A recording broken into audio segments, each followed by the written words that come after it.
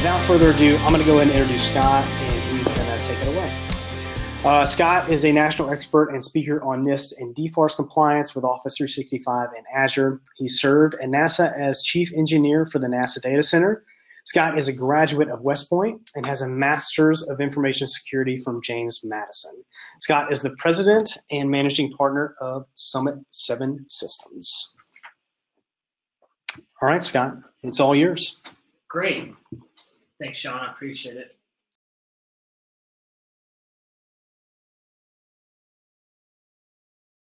Appreciate that. So this morning, we're going to be going through a number of different things, specifically talking about DCMA memorandums. We're going to cover the Contractor Purchasing System Review Guidebook, which is part of that output from that DCMA memorandum. The part that Chandler was going to speak to was the audit best practices and expectations. I'm going to speak to that as well. I've met with him and gone over his slides, and so I can convey all the information that he was going to be able to bring us this morning. Unfortunately, he's not able to be here, but he'll be with us next time. I've got some news. There's a lot of news that has happened since our last webinar. I believe our last webinar was mid-December, so it's been about 2 or 3 months since we've had a webinar. And so, so there's some news to go over there, and then we'll jump into some questions. I think I have about 24, 25 slides, so it's not going to be an overwhelming webinar this morning. I think we are going to get you some good information and have some good conversation about various aspects and items that are going on out there in the industry today. So thanks for joining us. The first thing I wanted to cover this morning was the Assistant Secretary of Defense for Acquisition Memo that came out on December 17th. Kevin Fahey, you may or may not be familiar with this memorandum, but here's a couple outtakes from that memorandum. Inside it, it said this here. It is imperative for the department to identify and track flowdown of DoD's controlled and classified information, and ensure that the requirements are addressed and assessed as part of the procurement process. So this is the Assistant Secretary of Defense for Acquisition, basically, putting out to all of the major commanders, the major commands, that they're going to start, taking into account the flow down, both of the flow down clause, but also the protection of CUI as part of the procurement process. This kind of continues the thread of what we have seen over the last 6 to 9 months, where we started talking about the enforcement of the DFARS and NIST 171 through the procurement process. This was highlighted and reinforced by the Deliver Uncompromised report that came out last October. If you remember, if you joined us, we had Mr. Bob Metzger on a webinar specifically to talk about that Deliver Uncompromised report. And this is just a further continuation of that process where these requirements are getting pushed into the procurement process as a rule. And as part of that, they actually provided, as part of that memo, they provided some sample statement of work language to ensure that the acquisition, the acquisition offices would get access to the contractor system security plan to be able to assess compliance as part of the procurement process. And so the next slide we have here is some of the big outtakes from that sample SoW language that they delivered as along with that memo. First big thing is they are now putting this in as a CDRL. So this is going to be a deliverable document essentially for the contract. Is going to be your SSP and POAM. So that's an important idea that they're pushing with this. You see a couple things that are highlighted. One, the contractor will provide to the government the SSP and POAM so that they can assess the how well the contractor has implemented their NIST 171 plan, their DFARS program. And then also, if you see the second bullet there, this was really interesting, that they are saying that you'll have to provide the government potentially with the SSP and POAM for all of your subcontractors.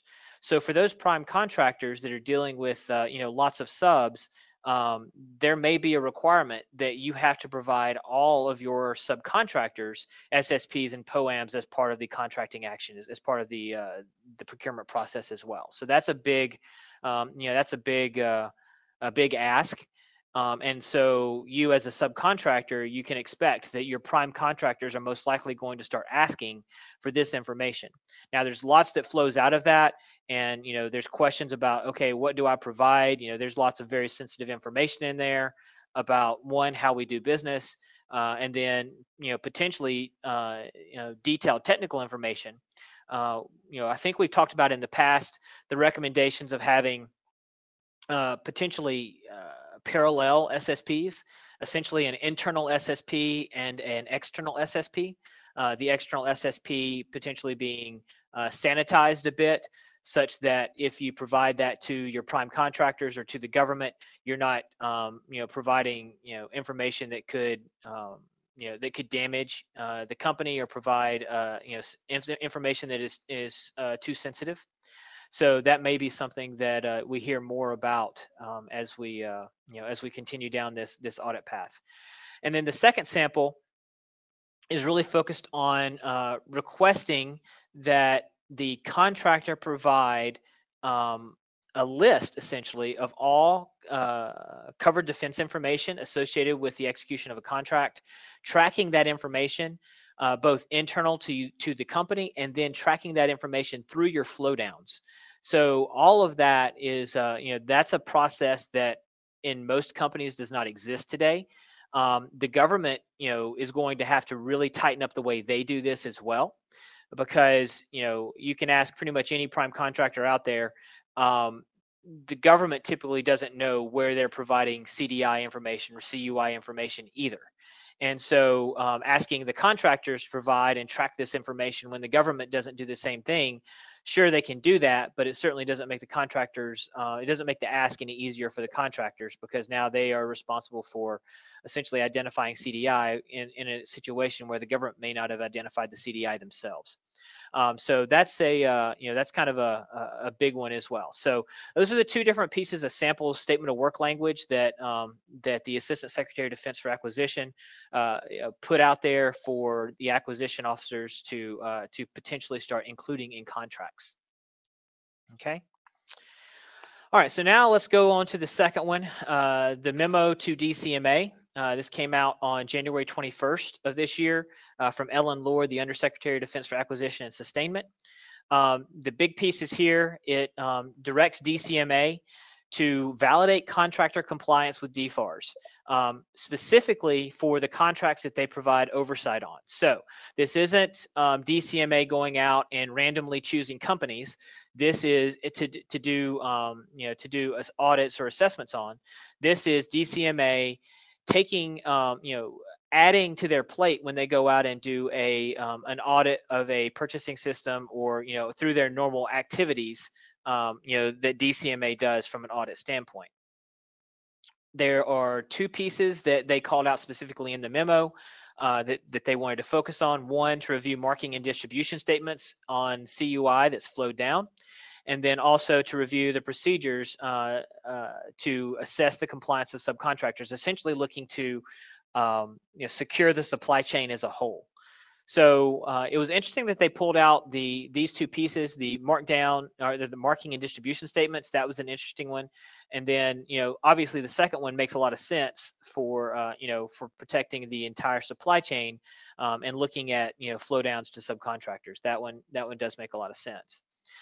So the outflow of this memo came through the CPSR, the updated Contractor Purchasing System Review Guidebook that came out on February 26th, just a few weeks ago. And this was approved by Andrew Obermeyer, who is the Director of Business Operations Center for the DCMA. It's about 123 pages. The pages that are really important, pages 98 to 102, in what's called Appendix 24. Which was approved a few weeks before the whole CPSR was approved.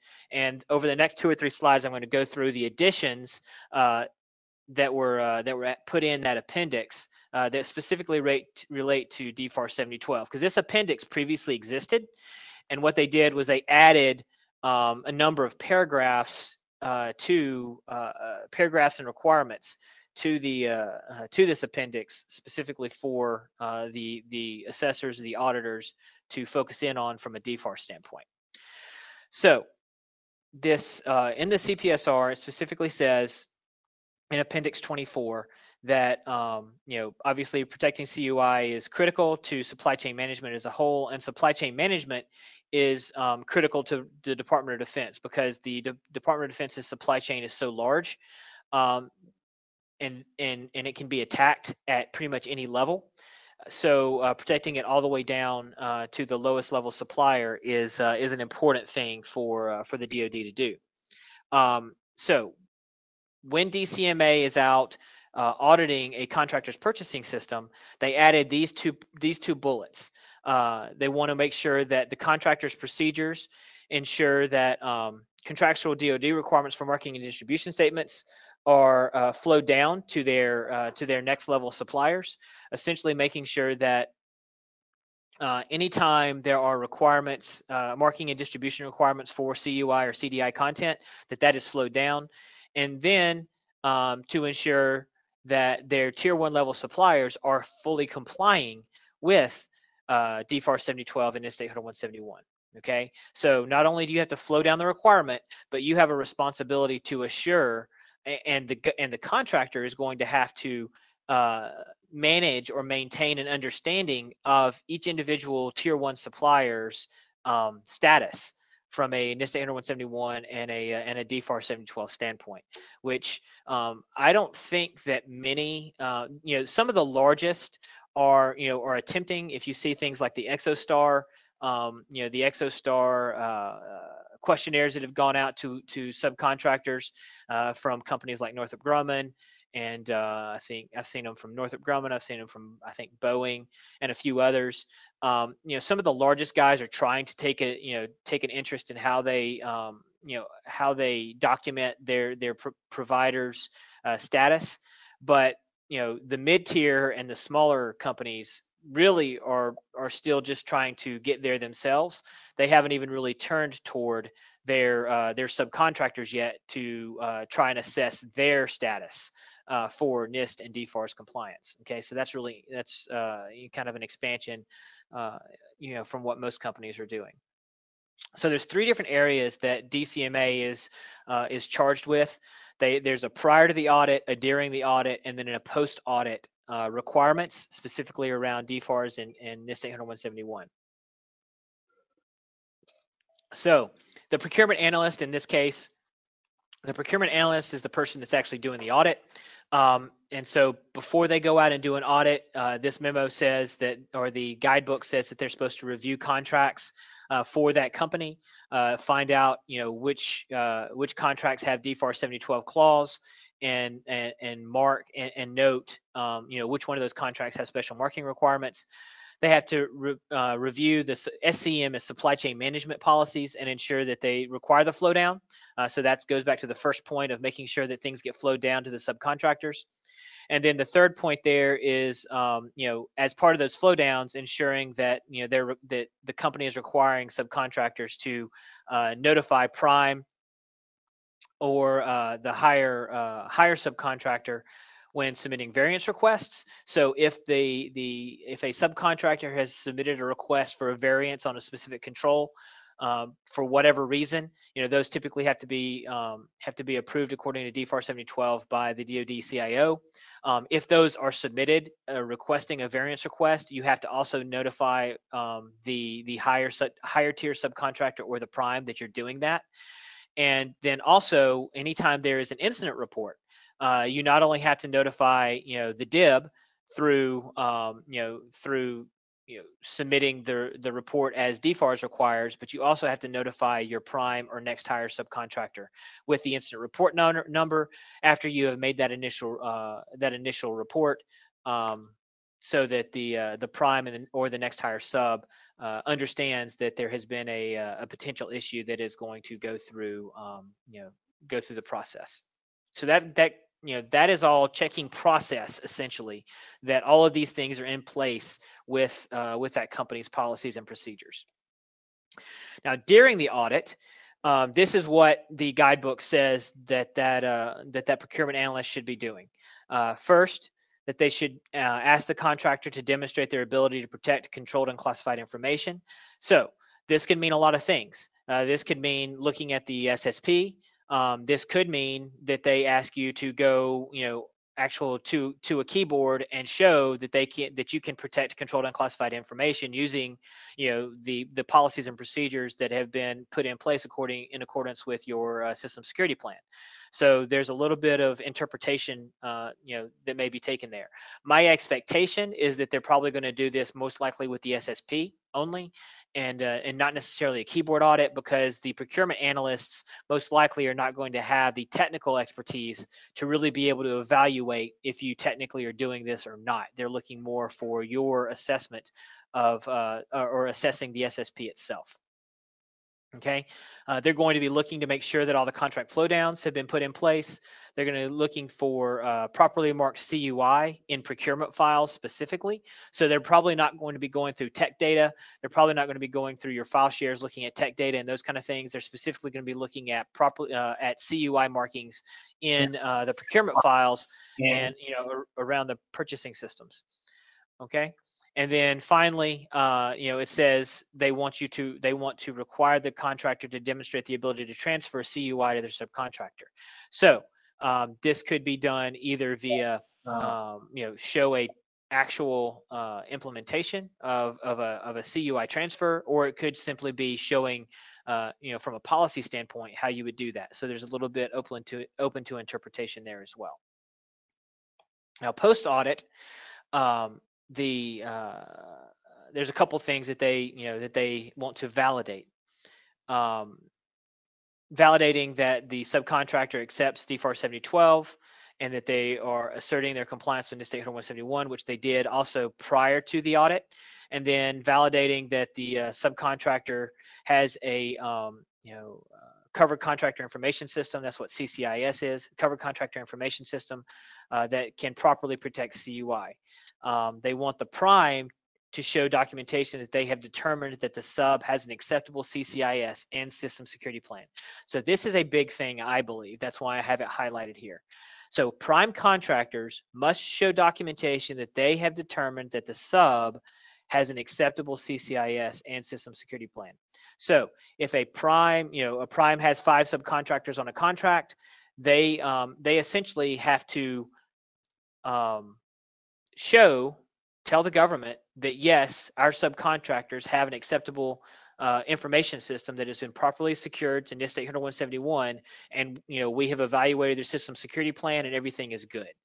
That is I believe, a dramatic escalation of what the requirements on prime contractors and even mid-tier subcontractors is going to be. So I find that is a very interesting line in the guidebook. Okay. So couple more pieces.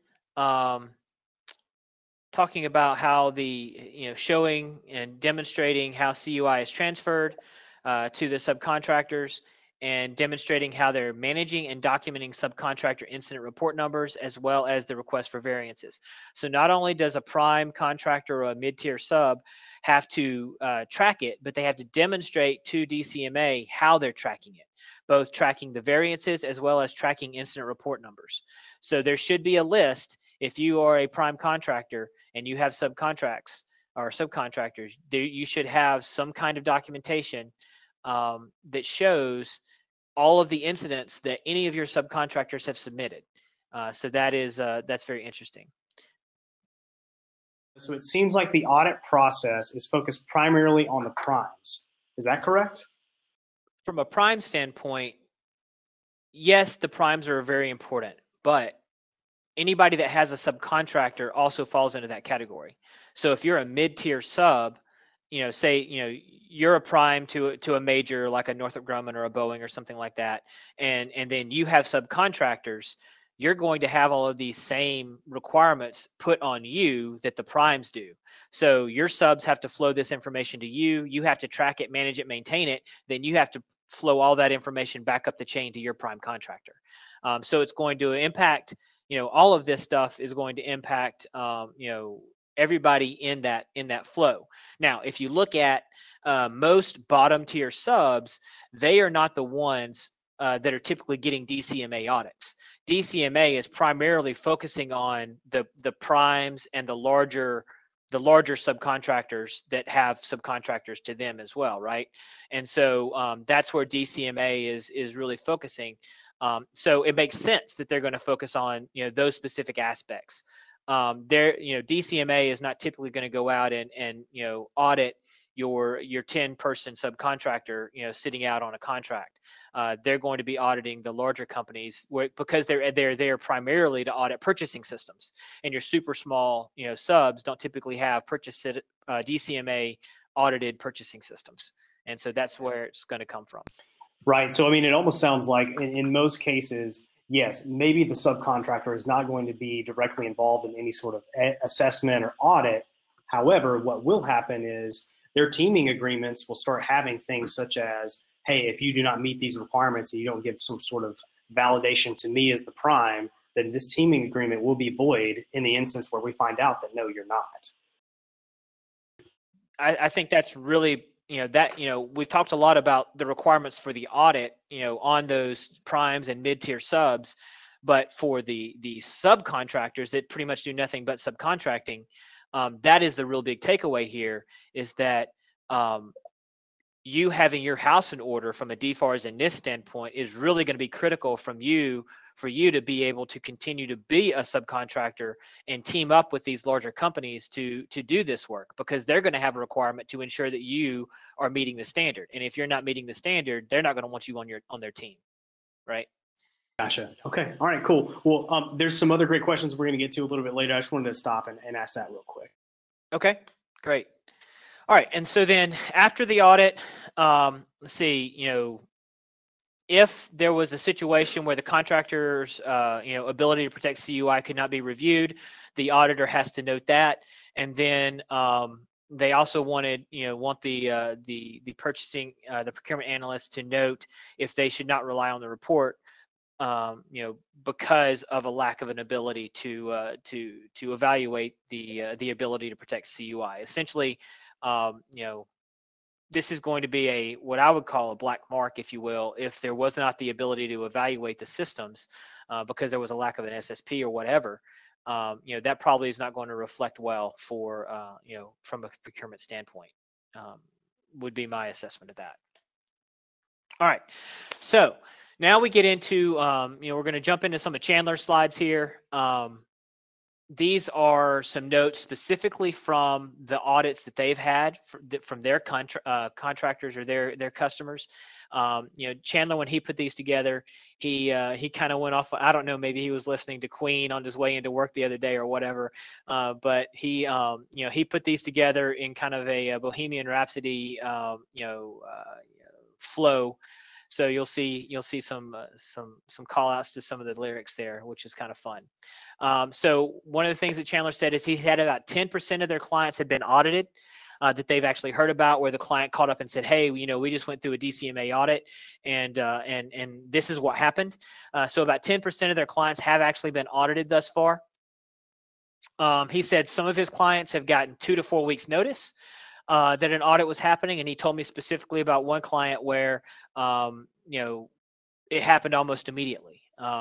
Basically, they were told that it was going to happen in 2 or 3 weeks, and then they got a call up from their prime and basically said, DCMA is here. Can you get over here now?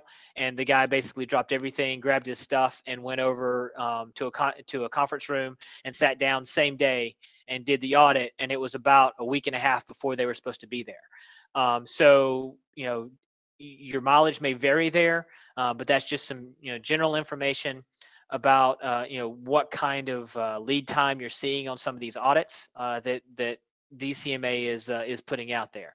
So they are out there auditing, and they're giving you a little bit of lead time, but not very much. Really the two takeaways from this slide. Okay. The interesting point about these audits is they did not ask, according to Chandler's customers, they did not ask anything specifically about DFARS, and nothing specifically about CUI markings or subcontractor compliance, which very interestingly goes directly against what I just told you in my previous slides, right? So, I was telling you in those previous slides what the memo says and what the purchasing guidebook says that these auditors are supposed to do. And then the auditors are going out there and still either maybe those auditors had not been trained on the new guidance or what have you.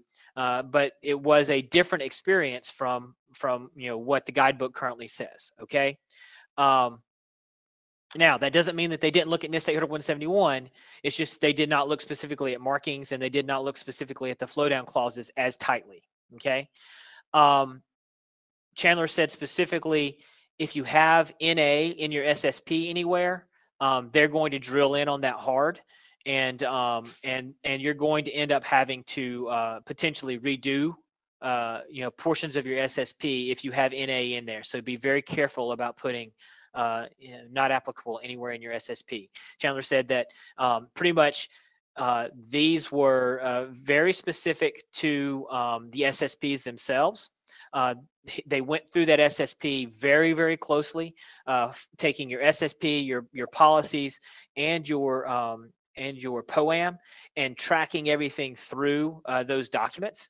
This was not a keyboard audit. This was not a show me how you do that technically in your system.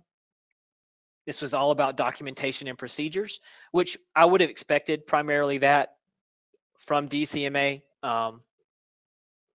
The procurement analysts that are going out and doing DCMA audits are typically not technically, astute to the level that it would require to do an actual technical audit on a system. So they're going to focus primarily on documentation, policies, and procedures. So they will go through that with a fine-tooth comb, is what was said. Okay. Specifically, if your SSP and your policies and procedures documentation does not line up very, very well, the assessment will not go well. Chandler mentioned specifically making sure that things like titles and outlines and document headers and all of those things as a requirement flows through your SSP, your POAM, and your policies, as it flows through, having those things named the same so that it's very easy to track one for one.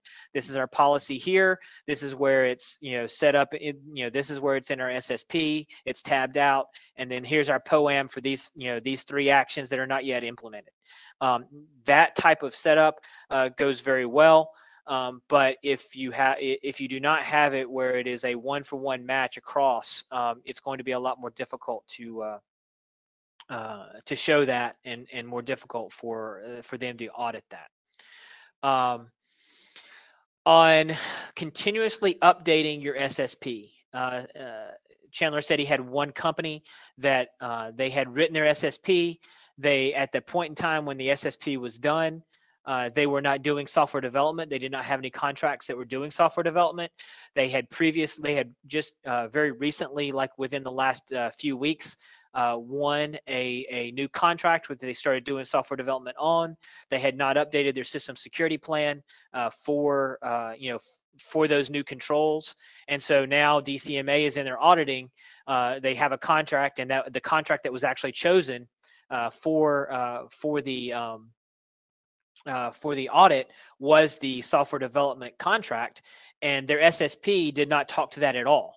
So continuously updating that SSP, making sure that it is always up to date with what's going on from a contracting standpoint, from what you have in place, is very important.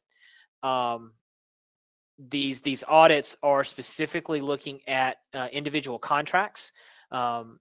They're not typically going to be an all-encompassing looking at everything you have. They're going to identify you for an audit because of a specific contract that's going through the procurement cycle, and they're going to come audit that specific contract award, and look at your SSP and your POAM and your policy set as it relates to that specific contract award. So that is very interesting. Okay.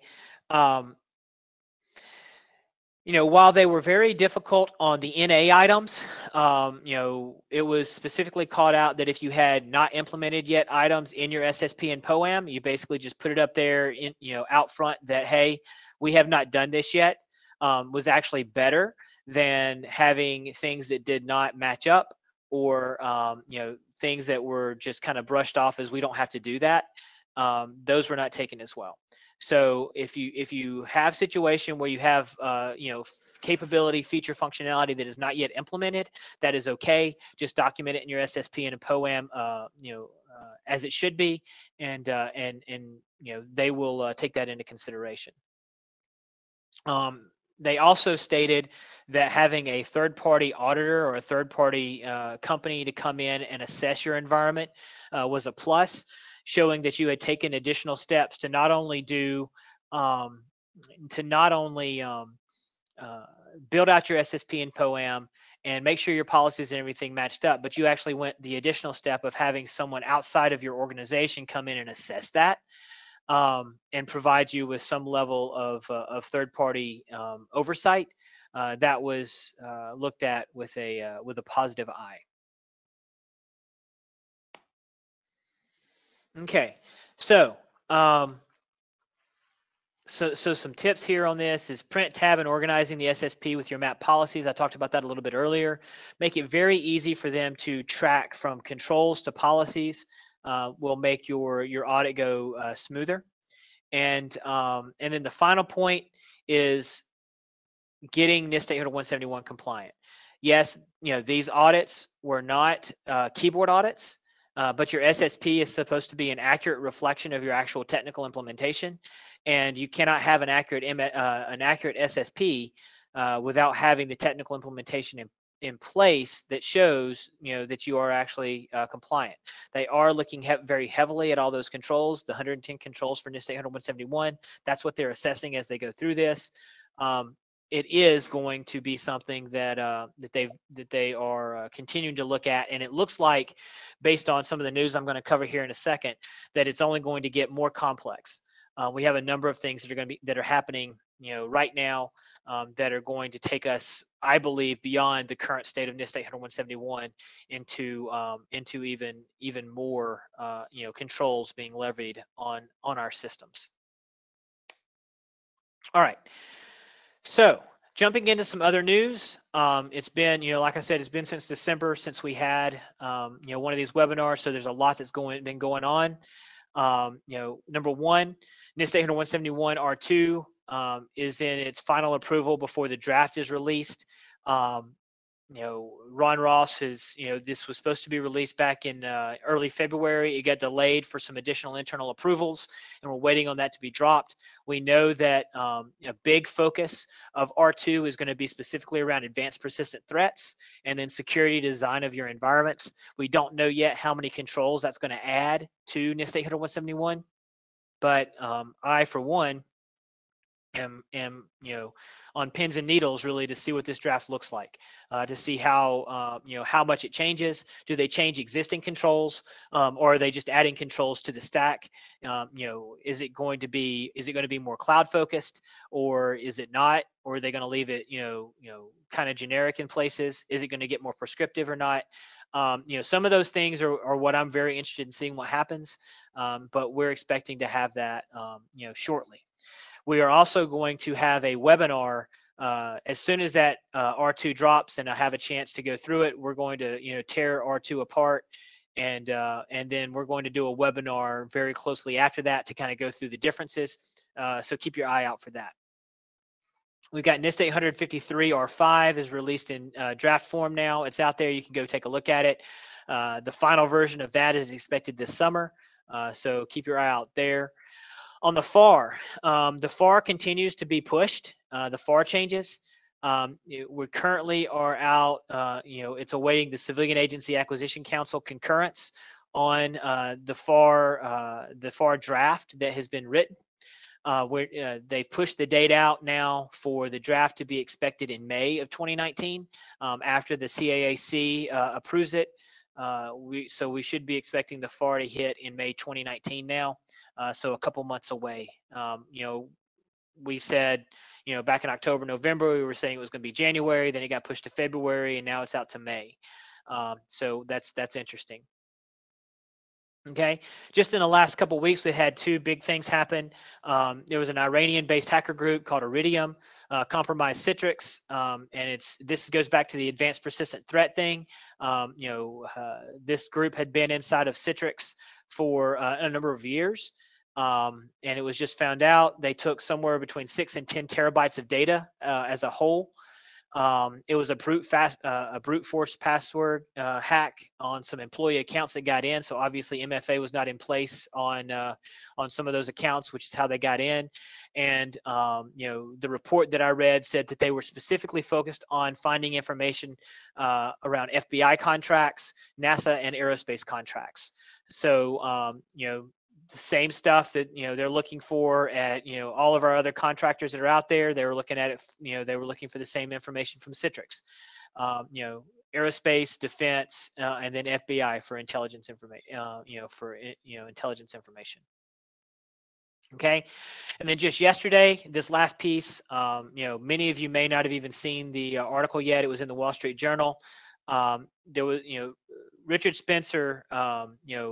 Put a memo out, a Navy cybersecurity review memo out on October 12th of last year.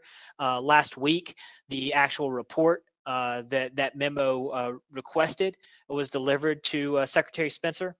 And in that report, it basically talks about how badly the Navy is getting hacked at all levels from Chinese hackers. The Chinese are all over them. They've hit dozens of universities, contractors, and naval departments. We know that the Sea Dragon the Sea Dragon losses were a part of that. And then one of the quotes that was in the article that I read that specifically said that the Navy and the Pentagon, quote, have only a limited understanding of the actual totality of losses that are occurring. That is terrifying to me. The fact that the Chinese have state-sponsored Chinese hackers are in our systems. They're taking this information from our contractors, from our agencies, from our universities. They're doing pure research and applied research into activities that are helping us field and deploy new major defense systems. The fact that we don't know how much they've taken is very, very concerning. If you're interested in reading more information, you can go out to the Wall Street Journal. They have an article out there about it. I'm hoping to get an actual copy of the full report. It's an internal report. I don't know that if I'll be able to get it, but I would love to get a copy of that report to read it if possible. But right now, we've only been able to see the articles about the report that dropped yesterday. Okay.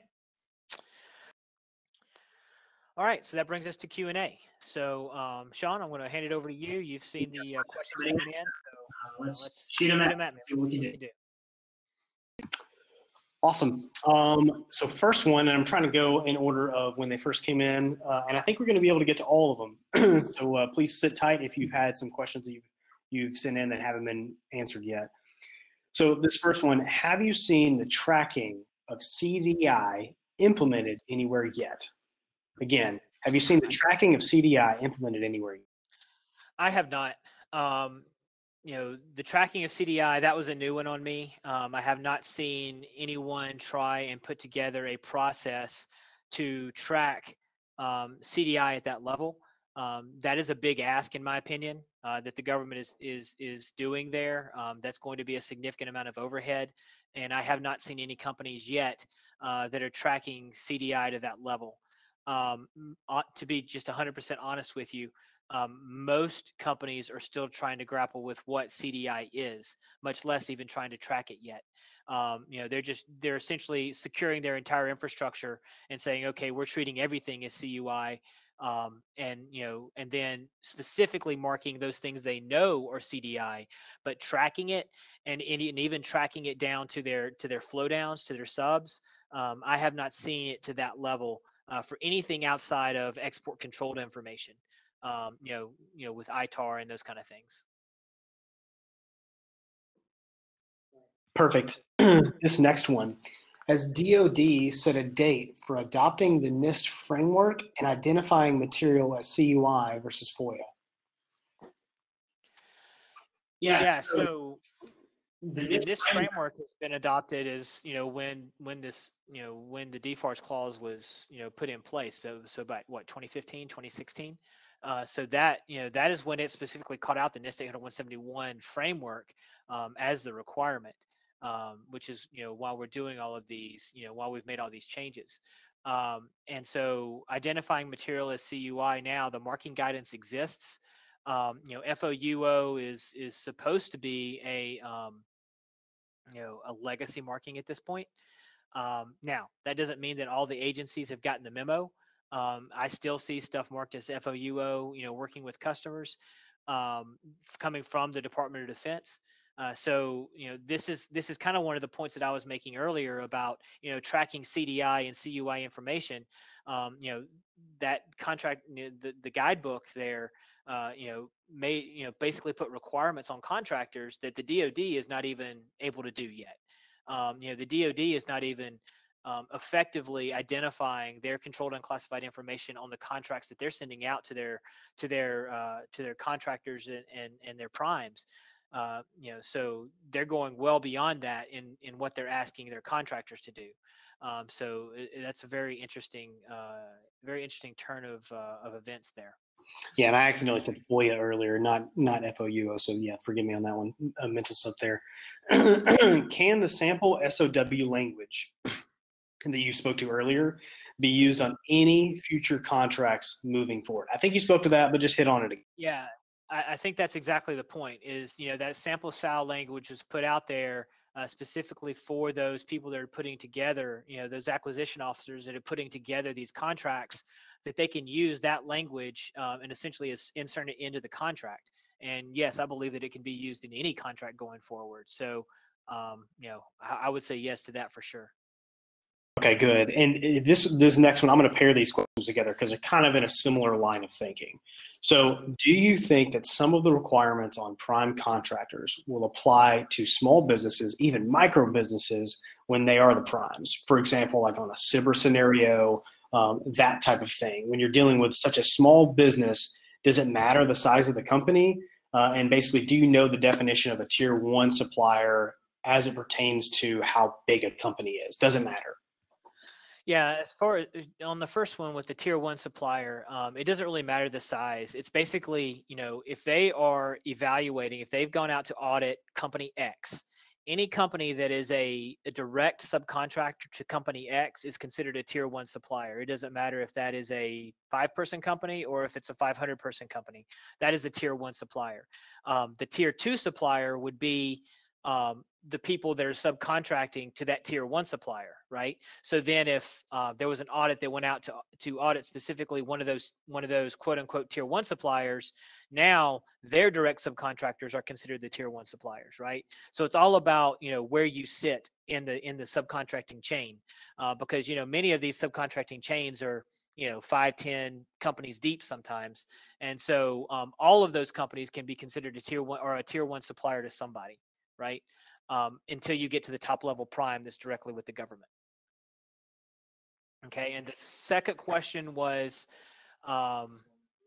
do we think the requirements will apply to small? Yeah, so I would say yes, but I think that unless you are, unless your purchasing system is being specifically targeted by DCMA, you're probably not going to get audited by DCMA. But if you have a contract that may get audited by DCMA, it has a requirement for a purchasing system or something in it, then you have the ability to get audited by DCMA, and then they're going to be looking at these same things as they're looking at the purchasing system as well. That's how I would, expect that. So, gotcha. No, that helps. Also, this is kind of a housekeeping question. I'll interject real quick. Some people have asked about the recording and also the slides. So one, the recording most certainly will be made available to you right after we wrap the webinar. And then also to the slide deck. We are going to try to sanitize that with Centaur to make sure that there's nothing specific that they want to omit, but I don't think there is. But nevertheless, we'll get some form of the slides to you all, hopefully in their entirety. So now that that's out of the way, let's get back to questions. So this one came in, does the 7012 clause need to be in a specific task order SOW, or does the IDIQ contract dictate for all the task orders, basically, in one of these big like omnibus kind of contracts? Well, typically, it's going to be in the overarching contract itself, and then individual task orders are not going to have the 7012 clause. I believe that it's. I'm not a contracting officer, so I'm not exactly how that stuff's laid out all the time. But I believe that the 7012 clause is typically in the overarching contract and not in the individual task orders themselves, unless there's a specific marking or a specific requirement within that task order to manage some specific type of data. I wouldn't think that the 7012 clause would be in the task order. I would think it would be in the primary contract. Right. As far as like how you operate as a business, all of that stuff is addressed in the IDIQ, and only in the task order level, typically you're not speaking to some of those operational things, like how you execute your business, basically, which is kind of what this falls under to some degree, not how you're going to actually do the technical work. Okay, awesome. So next one, I think this is pretty valid. The last one was as well. What if subs do not get any CUI from us as a prime? Well, there's two pieces to that. I think in the contractor purchasing guidebook, if you don't send any CUI to a sub, that just needs to be notated. And depending on how you read it, you may not have to float everything down to them if you don't. However, you also have to look at, can that subcontractor create CUI in execution of the contract? So it's not just the flow down of the information, but it's also, can CUI be created by that subcontractor? So, there's two pieces to look at with that. And then you have to look at the breadth of CUI is very wide. When you start talking about things like proprietary business information and procurement information, that catches a lot of companies from a CUI standpoint. And to that, that kind of breadth that you talked about, when you're talking about CUI, let's go to maybe your contracts management system. So, every contractor, if you're a services provider, in many cases, you have employees, and those employees work on a contract. Well, you're keeping up with information about that employee, where they live, what their social security number is, how many hours they're working, where are they working physically? Are they working on site at a contractor base? If they're having to take time off, if they're traveling, all that information that you're keeping about an employee that works on a government contract, what they do, what their job is, what their title is, all that stuff is being managed by you as a contractor that can be used by, nation state. Yeah, that kind of information is certainly sensitive. One of the things that I do point out, I try to point out when I'm talking about, CUI specifically, is in the archives and in the U.S. code, when the government's talking about PII, they specifically call out, and if anybody else sees differently, I'd love to hear your feedback on this. But when they talk about PII and protecting PII, they're specifically talking about protecting the PII of government employees specifically, not necessarily the contractor employees. However, what you're saying is right, that that information could be sensitive. It's sensitive, obviously, to those employees, and it could be information that a bad actor would want to get access to, and it's certainly something that needs to be protected. But I don't know that it is specifically considered CUI as you look at the definition of it through the archives. Is there a list of markings that constitute CUI? For instance, if marked X, then follow the CUI tracking procedure that complies with NIST 800-171. Sorry, I can't speak. Yeah, absolutely. There's a entire marking guidance document that the archives has published. I have a link to it in one of my blog posts. I can't remember which one. I think it is the CUI blog that I put out last year. I have a link to the marking guidance, and so you can go out there and check that. But yes, there's a very specific marking guidance that says is how you have to mark every type of document. Now you have to then build the procedure on how you handle that content, based on the requirements in the marking guidance. But there is very specific guidance on how it's supposed to be marked. Okay. If a contractor were to flow down a questionnaire to a sub and they answer positively just to pass or basically achieve a passing grade for, yes, I do have compliance, I am following this, then has the prime checked the right box? According to what they say in this specific guide, I would have to say no, because it specifically says that you have to review the SSP and POAM. You have to have much more intimate knowledge of their environment. You basically have to have their SSP and POAM, and you have to review it, and you have to essentially approve it. And so, yeah, I think it goes well beyond an ExoStar style questionnaire, which I think is one of the biggest pieces to pull out of this. This whole presentation is that anybody that has a subcontractor, you essentially are having to take on, some of the burden of ensuring that anybody that subcontracts to you is meeting the standard. I think that's huge. There have been situations in the audits that Chandler said his customers had gone through where the company was required to make modifications to the SSP, some of them large, some of them small, and literally turn around and provide the updated information, the updated controls back to the auditors within the week. So yes, they are identifying weaknesses. They're saying you have to fix this, and you have to fix this by next week and send us the information. So yes, that is happening for sure. Is the new DCMA CPSR available online? It is available online.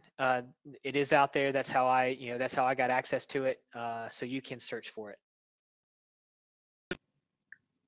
Once DCMA does an audit, which I think this is kind of looking forward, do you think the company will receive some type of letter saying that they are NIST compliant? Have we reached that point where eventually contractors are going to finally get some sort of piece of paper or some sort of validation? I don't believe so. I don't think that DCMA is going to go to that step. They're essentially going to do their audit, their checks that they're going to do, and they're going to move on. They're not going to provide you any kind of third-party attestation letter or anything like that that says, yes, we audited them, and as of X date they were NIST compliant. I don't foresee that happening.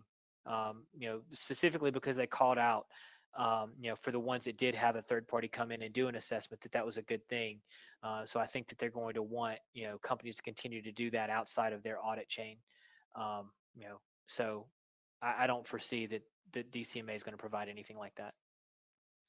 I think that's going to do it for the rest of our talk, but I'd like to wrap up a little bit. And can you explain to me, for companies that are on the call right now, what does Summit 7 do? What does Centaur do in way of helping companies prepare for this type of activity? Sure. So first, to talk to Centaur. Centaur, we work with Centaur and a couple other companies as well, but we've had Centaur on a lot of our webinars. They primarily focus on the SSP, POAM, and policy component. The governance, risk, and compliance component of making sure that all this stuff is in place, right?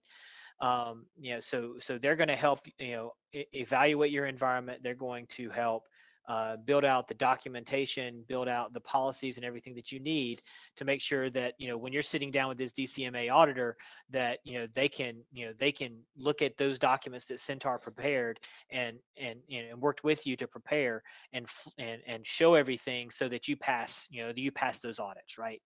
So that's really what Centaur does.